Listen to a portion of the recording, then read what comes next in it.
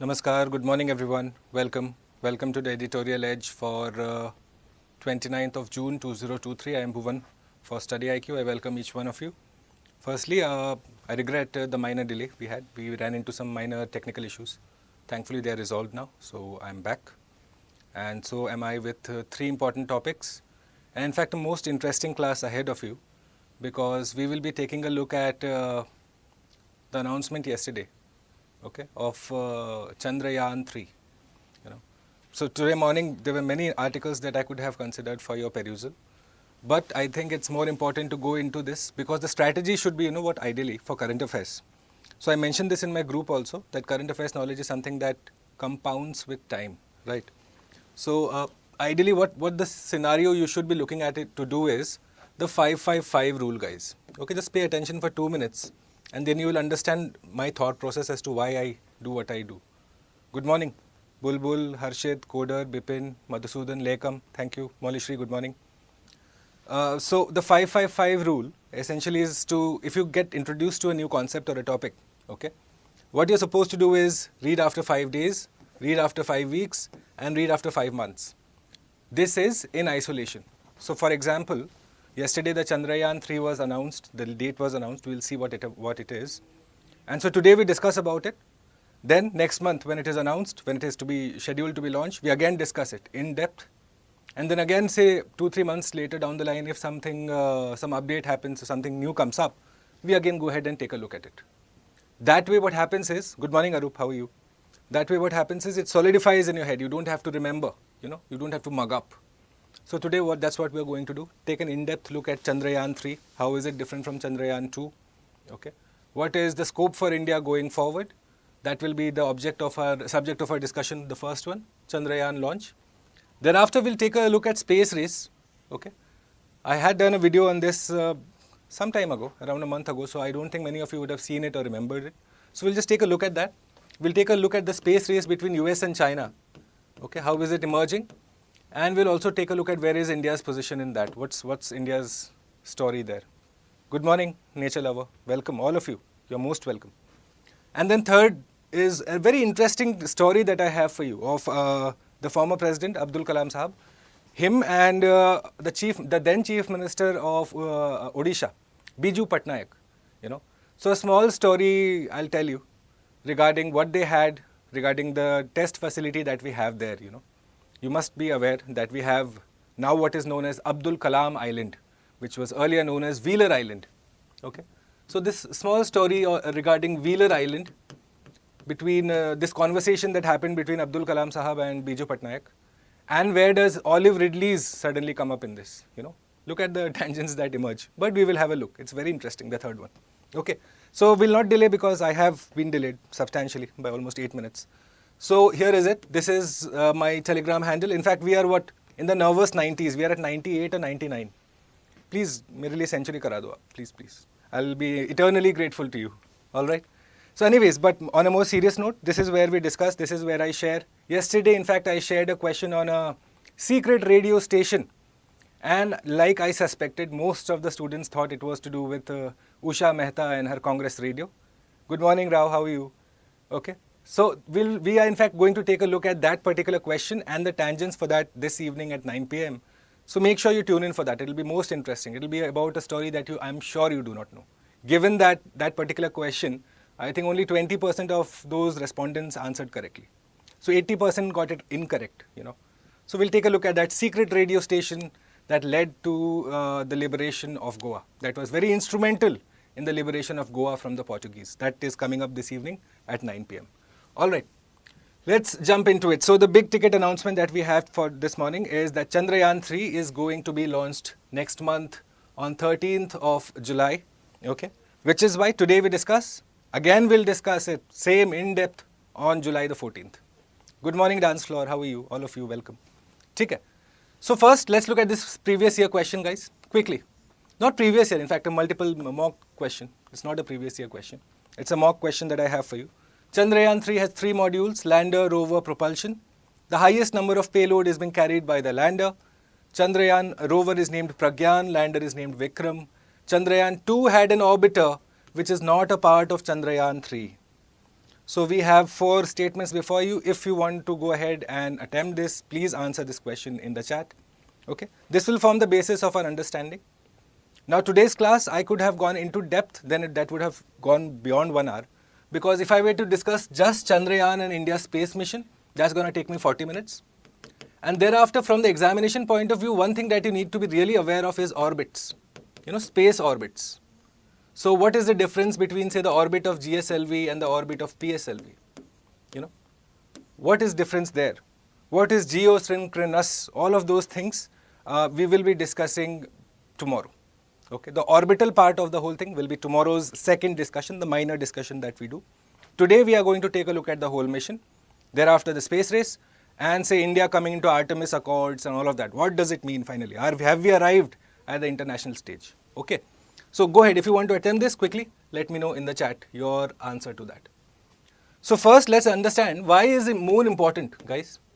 Why is the moon important for us suddenly? Why is it back in the news? Neil Armstrong went ages ago. After that, so much of water has passed under the bridge. Why is it suddenly that moon has been seen as, the next destination again? Why not say Mars or why others of that?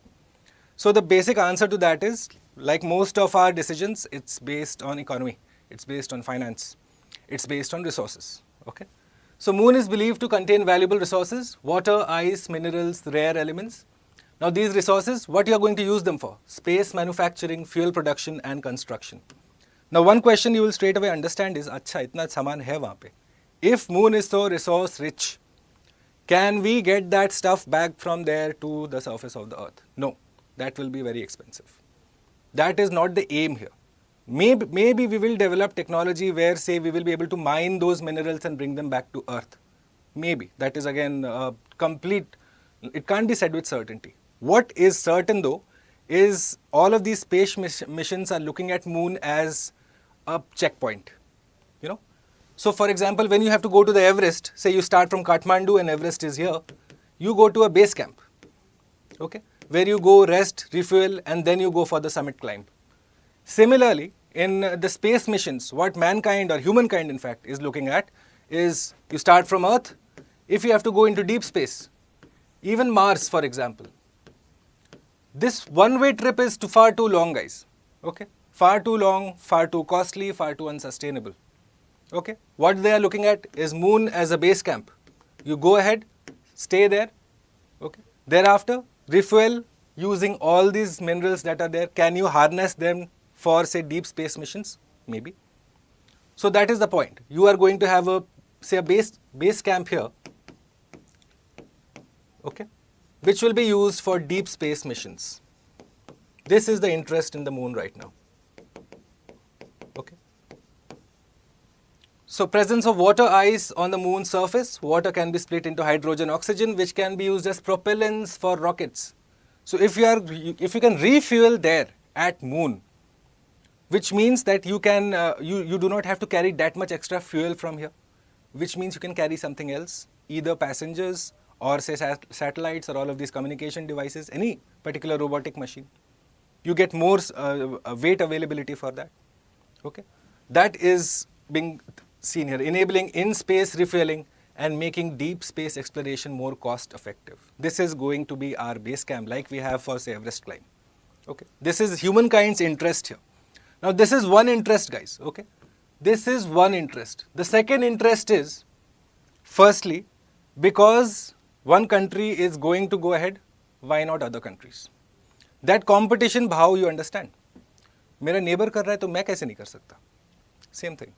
If China has, say, already put ahead its, you will see in that discussion ahead, China has said that they are going to put a taikonaut. Okay, this is the word, taikonaut.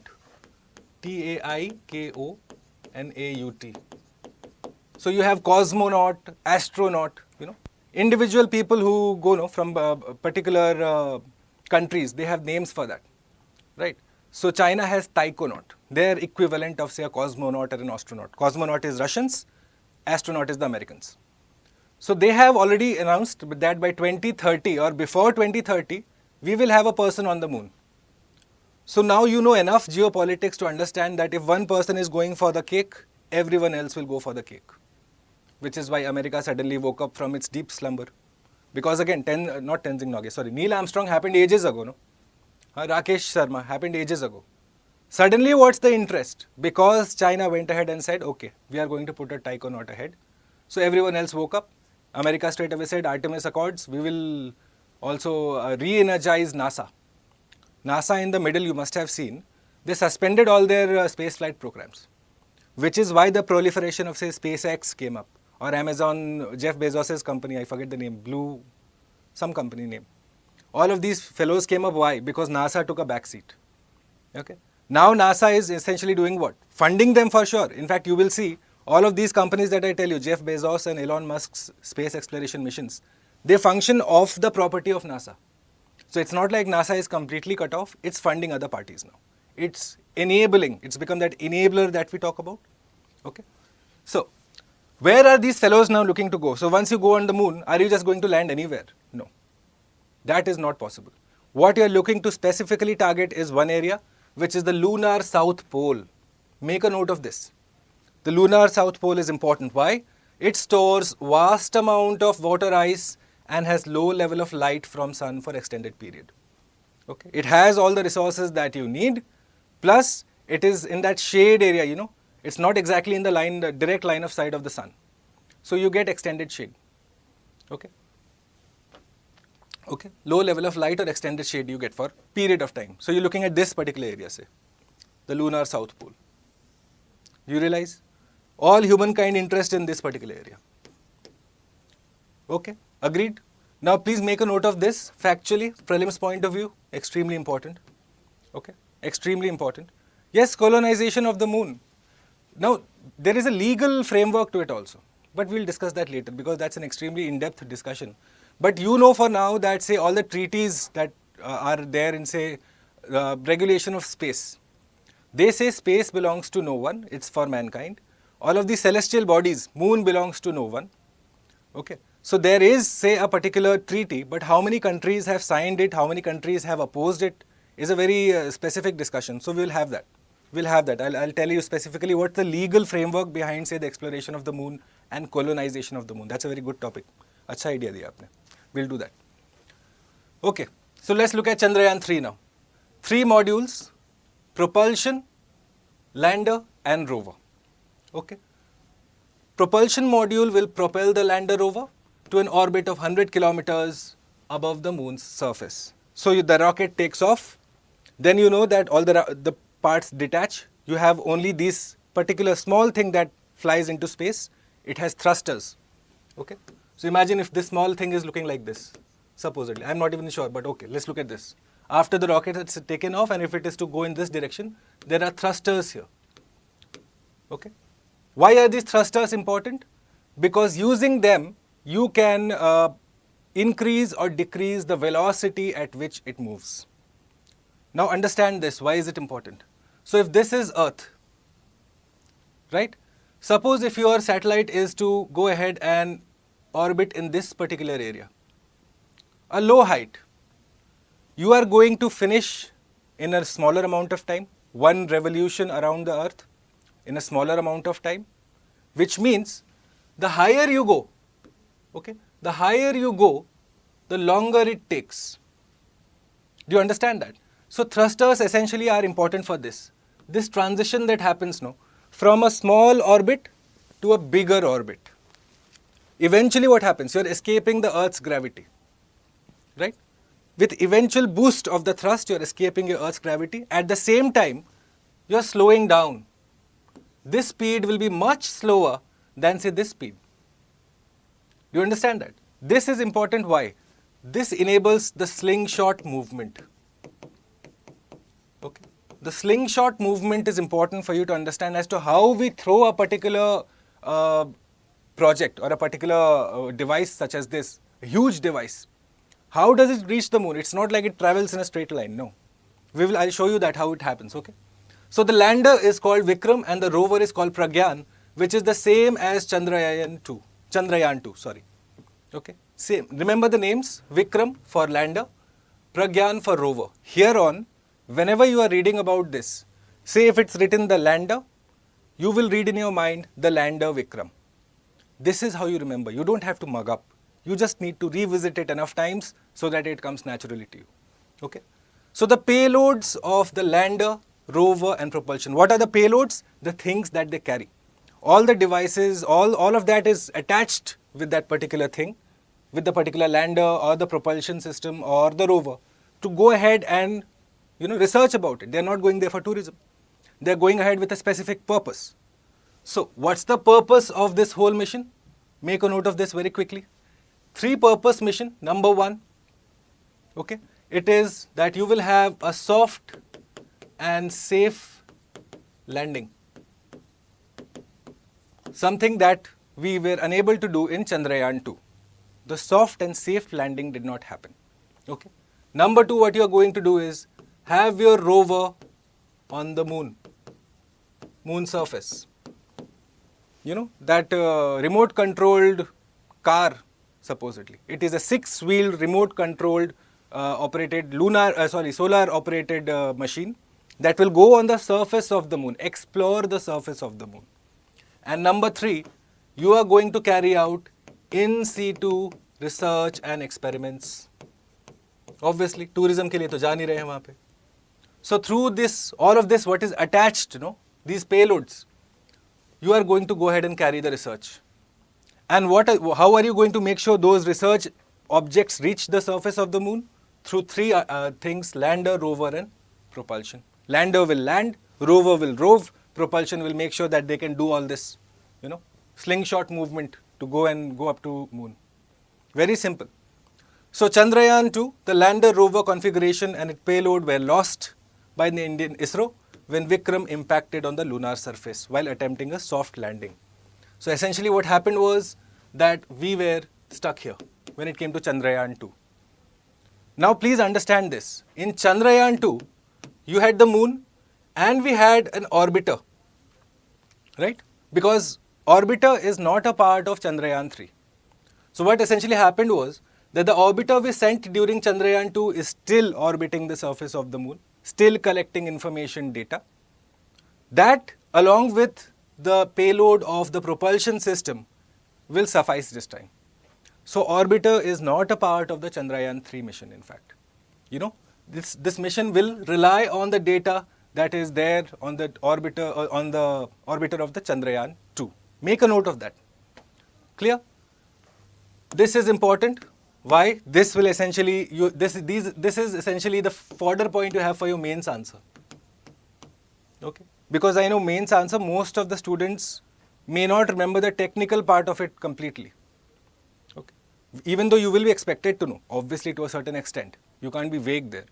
But this will form the broader framework of your answer as to what India is looking to achieve. So make a note of this. This is the whole expectation or the target, the mission target. Okay? Going ahead. So now the launch vehicles.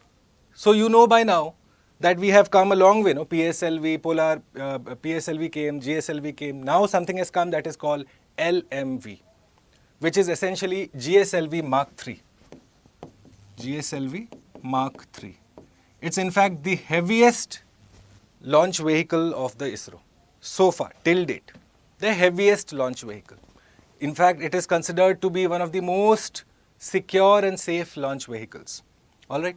Now you are also looking at something called an HRLV. Okay. I'll share this, have a look at this in depth. The HRLV is what you are going to use for the manned space missions, which is going to happen soon. I'm sure you are aware. Gaganyaan mission, I believe. Is that the name, guys? Gaganyaan mission? So the manned space mission will use HRLV. For this particular, we are using this beautiful looking GSLV Mark III. Okay? Geosynchronous Satellite Launch Vehicle Mark III, India's heaviest rocket to the moon. What's the challenge? Do you understand? Firstly, you are sending something very critical, Obviously, from the national perspective, imagine the pressure on the ISRO fellows, my God. Like you think ISRO, UPSC is difficult, you should imagine who is the mission director for this. But then, you're also looking at what? The more heavier your whole rocket is, the more complex it becomes. Is it not easy to send a halka object as far as possible? It can go, no? But the heavier it is, the more pressures that is acting on it. So you need to get your maths and physics absolutely right. So this is going to be a challenge. Okay, this will be a challenge. Apparently all the tests have gone fine, everything has gone fine. But I suggest that you stay updated with this whole topic. Especially from the point of view of not just say India becoming a major spacefaring nation. We will become the fourth nation, in fact. You know, fourth nation finally to do this, to have a rover on the moon. Yes, we have been unsuccessful once, but we are going to become the fourth one eventually. And meanwhile, you have had, say, countries like Israel and there's one more country, I think Greece also tried. They have not been successful. So it's not something that is easy to do. Okay. So this is going to be a momentous day. Next month, we'll keep an eye out. So GSLV now, look at this. Like, my God, it looks so brilliant. So GSLV is a 3-staged vehicle as opposed to PSLV, which was a 4-stage vehicle. Make a note of this, guys. Okay. It has 3 stages, GSLV. First stage, it uses solid rocket motor. Second stage, liquid fuel. And third stage, called the cryogenic engine. Okay. Cryogenic is what? Who can tell me quickly in the chat what is cryogenic? Tell me quickly. Meanwhile, I'll have some water. Bataiye, what is cryogenic? Quickly.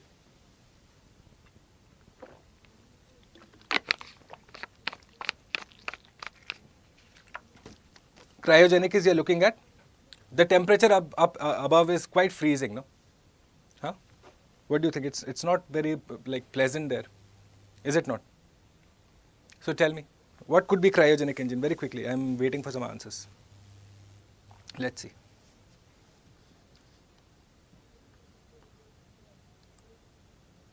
Yes, anyone?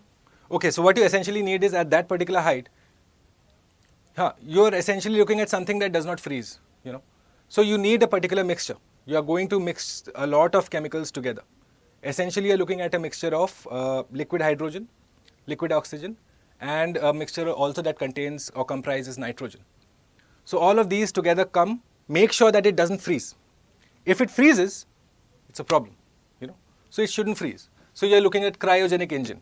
Primary design to launch a communication satellite. Okay.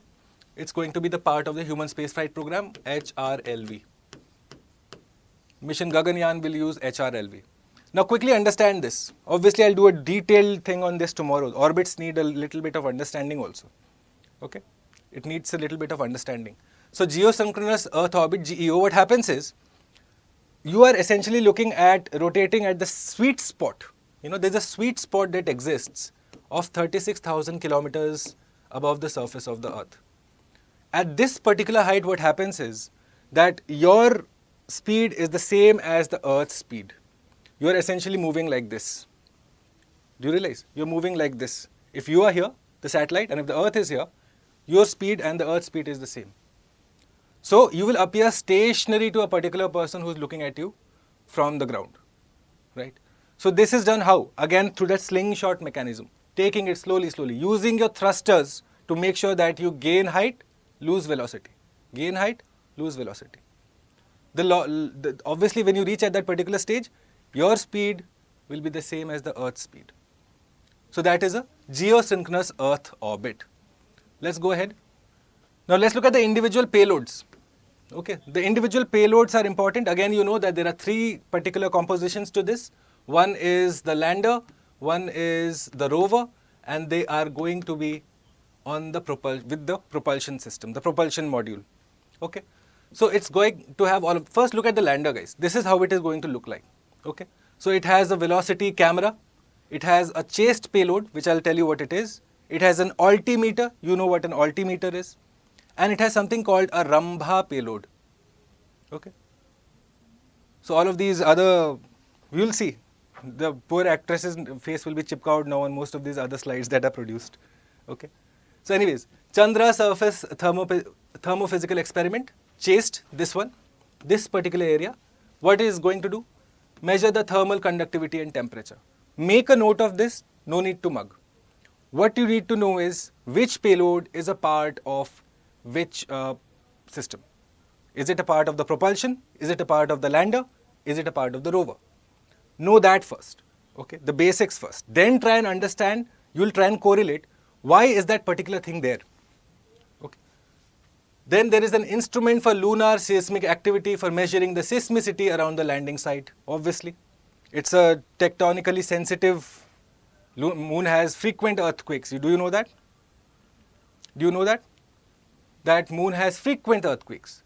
So this base camp that we are thinking of is going to be dealing with that challenge on a day-to-day basis. All right. The Langmuir probe that estimates the plasma density and its variations, a passive laser retroreflector array from NASA, which is accommodated for lunar laser ranging studies.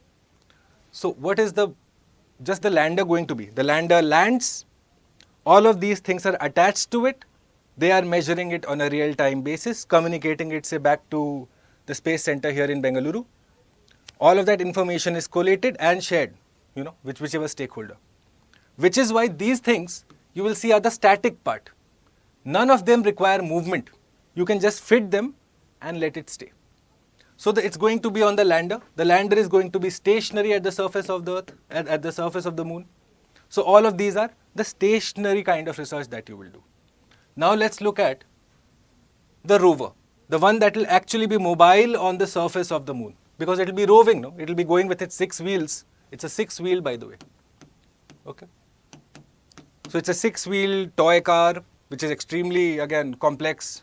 So it is going to have alpha particle X-ray spectrometer, okay, laser-induced breakdown spectroscope. Just 2. Look at this. Just 2. Spectrometer it is going to use, and it is going to be mobile. It is going to have these 2 attached to it, carry out the research, transmit it back to Bengaluru. Okay? 3 countries have had the operating rovers on the moon: Soviet Union, United States, China. See, we become the 4th, in fact, finally. The 4th country ever to land a rover on the moon and operate it. So first one was the Soviets. The Soviets, in fact, were the first ones to do it. Their one was called Lunokhod. So back in 1970 they did it.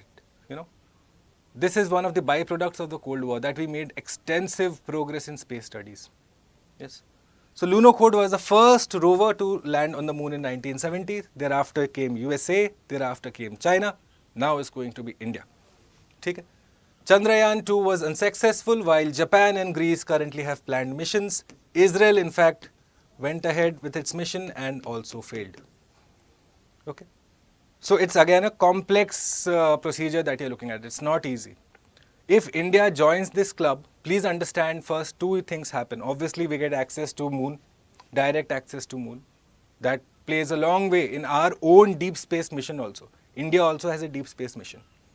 But secondly, today we look at ISRO as a direct competitor to, say, US, Russia and China space agencies. However, the realization is that ISRO needs to catapult itself at that level. It will need to be proficient in these activities also. Right? We have got the economy part figured out. You must have seen that ISRO makes projects that are at 1/10 the cost of, say, other space agencies. So the economics, we are good at it. All we need to do is now eventually demonstrate our capabilities. And then you will see, once India is catapulted, once this 4th happens now, you will see Antriksh, which is the ISRO's commercial arm. ISRO has a commercial arm called Antriksh. You will see how much of collaboration happens thereon. It's like a thing in waiting. It's going to happen eventually. And India's credibility as a spacefaring nation will increase manifold after that. Like, there is no doubt about it. Okay. So if this, obviously this will be successful, no ifs and buts. But from the examination point of view, prelims, obviously lot of content material, lot of fodder. From the mains perspective, understand that this has a direct bearing on the nation's own ability, nation's own image, also ISRO's own ability and ISRO's commercial expansion in the future. If that is going to happen, say, quickly, this needs to be successful. If Gaganyaan is to happen, the human space program that is in plan, so the learnings from this Chandrayaan 3 will be taken forward. If you can land a rover on the moon, operate it safely, you can land a human on the moon too. There needs to be an incremental increase. No? Straight away, you can't throw a poor person on the surface of the moon. Yeah, and then risk loss of life and then completely shut down the whole project for years to come. Because one casualty in this can throw back a space agency several decades. Okay, so this is a problem. So we'll have to be very careful. If this goes successful, you will see how Gaganyaan mission gains renewed thrust again. This has come on the back burner. Why? Because eventually ISRO has to take those incremental steps. Okay, which is why you see suddenly Gaganyaan has gone in the back burner. If this goes successful, Gaganyaan will be back in the news, I assure you. Okay. All right, propulsion module now. So which is going to propel these two things. Look at this. You have the lander module at the top, number 1. Then you have an intermodule and then a propulsion module. Obviously, propulsion will be at the end, no? So that all the thrusters are there. You can make sure that you can navigate forward or backward depending on your needs that time. Okay? So the propulsion module also has one payload. It's called the spectropolarimetry of habitable planet Earth shape to study the spectral and polarimetric parameters of Earth. So it has got shape. Please make a note of this, that shape is a part of the propulsion module. Okay. The rest, Rambha and all of that, are to do with the lander. The rover has just 2.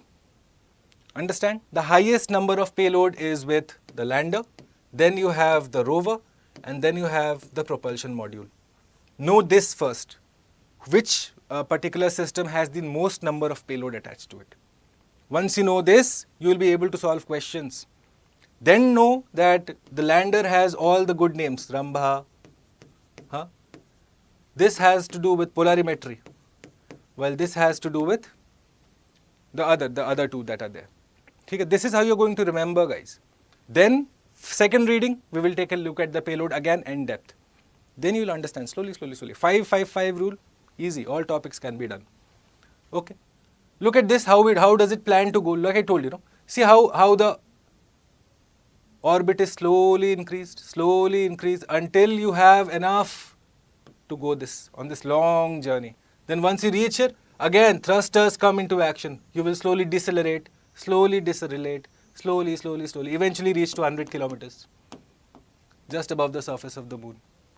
This is going to be the way forward. It's never a straight line. It has to do with something that is called slingshot mechanism, which relies on basically, like I told you, that you are going to increase the height and decrease the speed, eventually losing influence from the gravity of the earth. Clear? All right. Let's look at the question now. First, let's look at the question. Ab mujhe aap bataएं, please. Right, where is the question? Okay, answer the question for me, guys, now.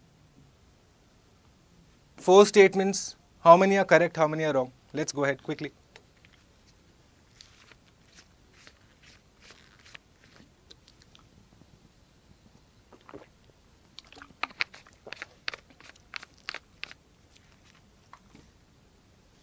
Yes, can I have answers, please? Chandrayaan 3 has 3 modules.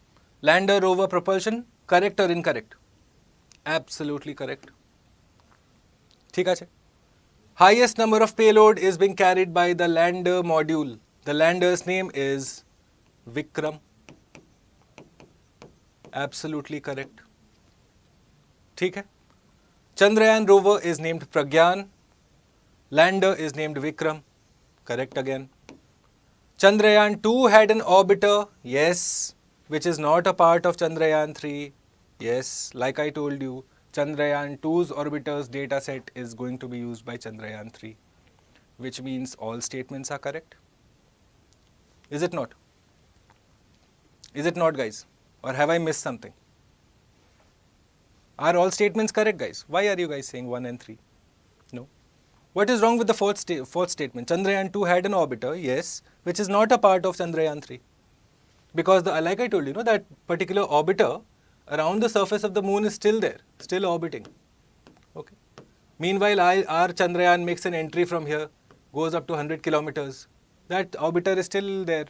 It will be giving all the information that is already required for our scientists to undertake that project. Okay? So all 4 statements would be correct here. All 4. Okay? Don't worry. If you're getting it incorrect, 5-5-5 rule. You understand the concept today first. 3 particular segments, payload with whom, we are becoming the 4th nation, okay, and we are going to go ahead and launch ISRO into a different realm, provided what? In fact, when this goes ahead and becomes a success in 1 month, July the 13th, momentous day it is. We will track that news very deeply. Okay. All right, let's quickly, before I go ahead, guys. So this is ending tomorrow, okay? 30th, ending tomorrow. Thereafter, you will not find me giving you this information that the prelims to interview batch is coming to an end, the admissions for that, okay? And so your best strategy, if you haven't got a strategy yet, if you are still in two minds regarding next year's UPSC, if you are hoping that you will just rely on these Xerox notes and then succeed, well, I can only advise you that UPSC preparation is a lot more than that. Okay, it's about inculcating a habit, it's about making a personality, it's about developing analysis. That needs guidance, a lot of guidance, a lot of hand holding in fact. Okay. So again, if you are something who's a serious aspirant essentially, if you are serious enough, go ahead, look at the course brochure. Okay. Go ahead and look at the course brochure and you'll be amazed at the thought process that is there in this whole course, right from say today, tomorrow in fact when you begin, up until you appear for your interviews. You don't need to buy another book after this. So it's going to be very interesting. Already a lot of students from this batch have signed up. If you're not a part of that cohort, I would suggest you still have around 24 hours. Take an informed decision. And when you do, go ahead and use the code BALIVE, as that assures that I become a direct part of your whole process. Okay. So go ahead, because it's ending tomorrow, 6 p.m. And thereafter, I am not sure, in fact, I do not have the information as to when the next batch shall come. If at all, the next batch will come, we are not aware. Okay. English 2025 batch. Well, Sandeepal, if you are looking for 2025, appearing in 2025, now would be a good time to get started, no? Because it's 2023, you are going to go through this process for 1 year, and thereafter, so just go ahead and appear for the other examinations that if you so please. Okay. It's a decision that you should take, because if you keep postponing something that is inevitable, you have to prepare well, no? You can't prepare just through Xerox notes. That doesn't work. That 80,000 of the people do here, how many of them clear? There's something that some students are doing differently. You have to recognize that. Okay. So anyways, without going into the details, go ahead, use this code. See if it's going to be of most, in fact, benefit to you. All right. So we are going to look at this now. India's position in the space race. The space race that is well and truly on between the US and China. So where is India figuring into that? Okay. So two major news that caught my eye in the last 2 years. 2 days in fact. India and US will undertake joint missions to International Space Station in 2024. That's next year. And Japanese team reviews Lunar Polar Exploration Mission with ISRO. Look at this. They're going to the Lunar Polar. Which particular part? South Pole. I told you why. It's resource rich. It's got water. You can break water into hydrogen and oxygen and use it as fuel for rocket propellants. So most countries are now eyeing that. Okay. So if India is finally coming of age, let's look at where does India stand vis-a-vis the other two operators of this field, the two major operators right now. Okay. So you're looking at US, Big Joe, and you're looking at President Xi Jinping. So space budget, $60 million, 60 billion. Their space budget 16. However, just 5 years ago, it was nothing. It was $8 billion. So you see, China catching up fast. Meanwhile, ISRO's budget, not even comparable right now. Okay. Operates 64% of all active satellites, operates 540 satellites, but the difference now.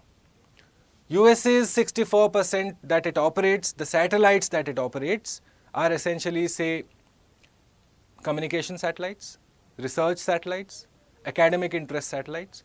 Some obviously military satellites it does have, for sure, and good ones at that. Meanwhile, China, what it does is, its 540 satellites, most of it is reliant on military usage. Okay. So you look at the outlook of both the space agencies. US is more into this sabka saath, sabka vikas wala. That, come research wala also, we will send a satellite for you also.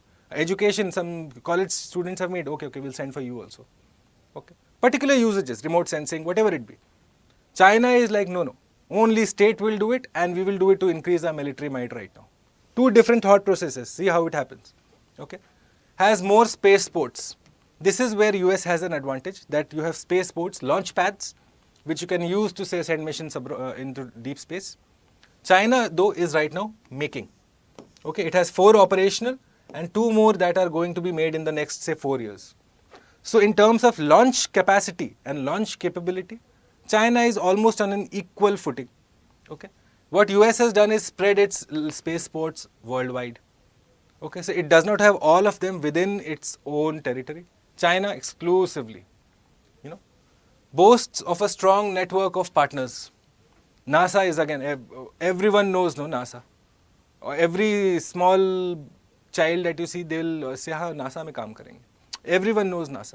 But here is the problem with these folks. They suffer from crisis of credibility. In fact, they went ahead for their space mission, the Tiangong space mission, which is the equivalent of the International Space Station. We'll discuss it. So when they went ahead for this space station, they actually went ahead and said, okay, any one country wants to join us. So come, we'll forge a partnership and launch the Tiangong space station. Not many countries came. Do you realize? At the same time, if NASA gives ahead a project, you see Artemis Accords, countries are queuing up to join it. Do you understand? So the whole credibility as to which organization is more inclusive is quite clear now. Okay, let's go ahead. So let's look at the International Space Station launched in 1998. You had NASA, you had Russia that time, you had Japan, Europe and Canada. The space agencies name of each of them. Okay, NASA, Roscosmos, Japan Space Agency, European Space Agency, Canadian Space Agency. Now the largest artificial object, in fact you can look at it from the naked eye also on a very clear day. Go ahead and look at it, it will stand out. It will not twinkle, but it will stand out. Okay. It's the largest artificial object and the largest satellite in low Earth orbit. Shining example of international cooperation, but the cooperative part now. It is to be decommissioned in 2031, which means in another 8 years, there will be no International Space Station. So what happens then, guys? Because China's Tiangong, which is the equivalent of the International Space Station, launched in 2021, expected to be operational till 2035. And this is the Chinese claim. So obviously you know that add another at least 5 years to this, for sure. 2040 you can expect it to be there. So you have a situation where for almost good 10 years minimum, China will be the sole space agency that will be operating a space station equivalent. Do you want a situation like that is the question the world space agencies asked themselves. Good morning Bhakti, how are you? Alekha Senapati, correct hai aapka answer, very well done, good but badhiya answer. Okay. So do you understand that? That's where the space agency suddenly woke up. That here you have a situation where the Chinese are going to be the only ones operating a International Space Station equivalent. Okay. Now the other context to it. In 2030, if this is to be decommissioned and suppose they go ahead and launch another ISS Part 2, for example, we'll just consider it for our own understanding. If that is to happen, do you think that Roscosmos will be a part of this now? The Russians? Do you think the Russians will come ahead and Russians and Americans will come on a collaboration project anymore? In fact, the Russians have gone ahead and said that they do not intend to be a part of the ISS anymore. So who is going to migrate towards the Tiangong? The Russians. Which means you need a body that can go ahead and replace the Russians in terms of capacity and capability. Who is a viable contender right now? Which space agency joined the Artemis Accord? ISRO. So see the mains perspective I am giving you.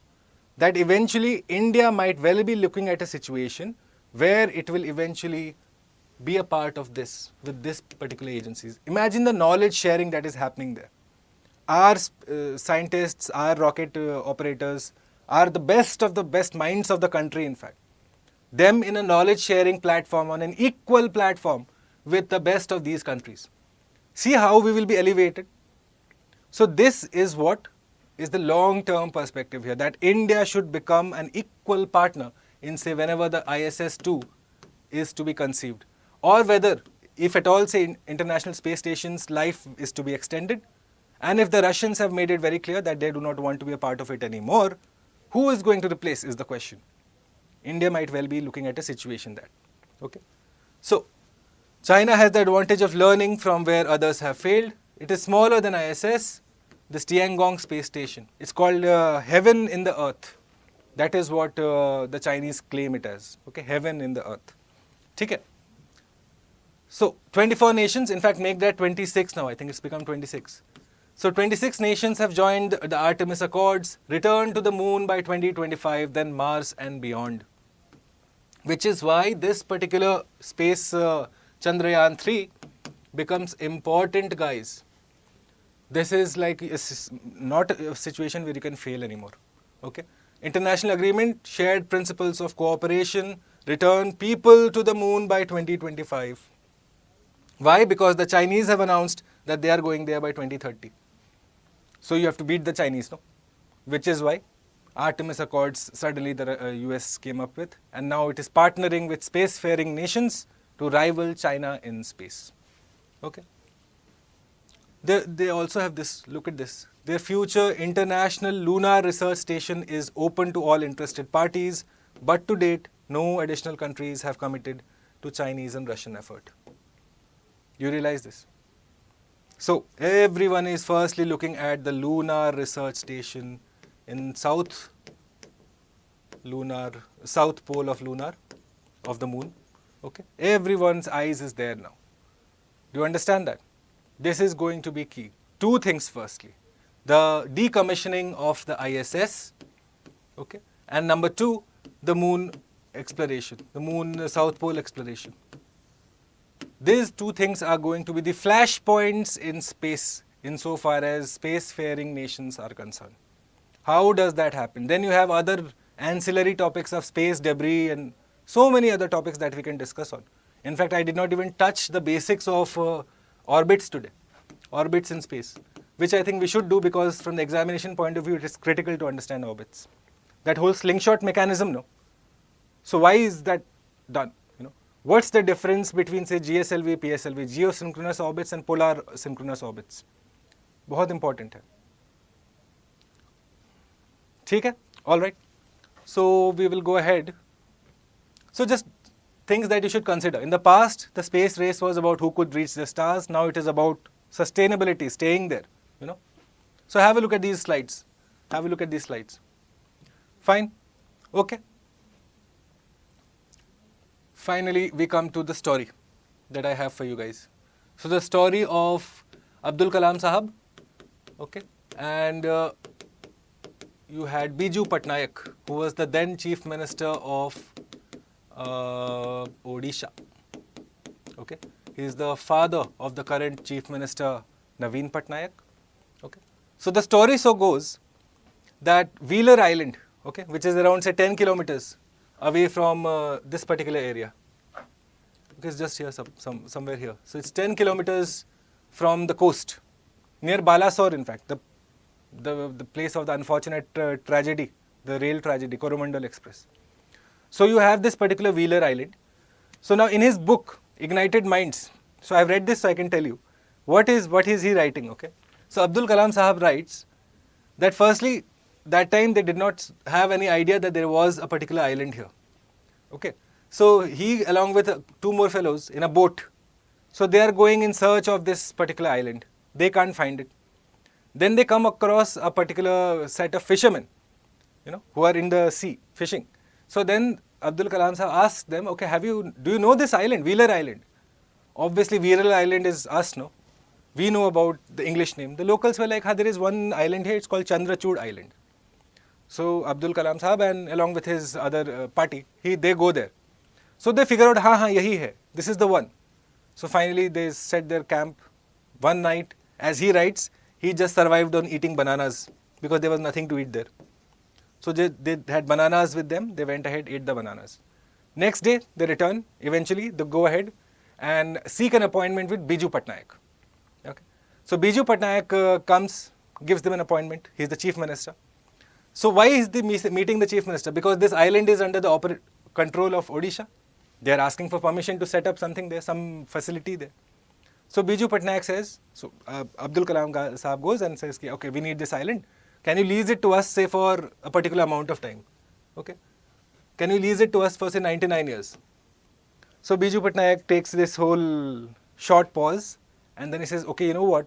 I'm going to China in say next week, if I give it to you, you have to promise me that you will make something so deadly that it should be able to reach China. And Abdul Kalam Sahab said, yes, I made him a promise that we will make something that can reach China. We will be able to secure our own security, we'll be able to secure our own national imperatives there. And so on that condition, that friendly condition obviously, but it was something like a conversation between two individuals who have done so much for in their own realms. And so this conversation ends by Abdul Kalam Sahab making a promise to Biju Patnaik that they will make something that can reach China, which eventually does happen.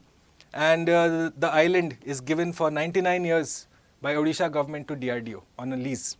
Okay. Now that island today, that time it was called Wheeler Island.